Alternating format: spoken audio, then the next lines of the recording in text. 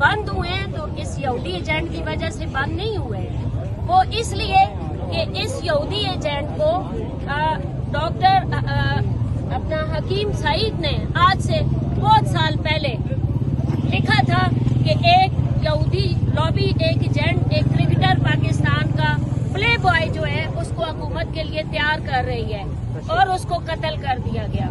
मैं आपसे कहती हूँ कि अगर ये ड्रोन हमले बंद हुए हैं तो आपने देखा कि अमेरिका का खिते में जो मुकासद थे वो पूरे हो चुके थे, उनका जाने का प्रोग्राम था,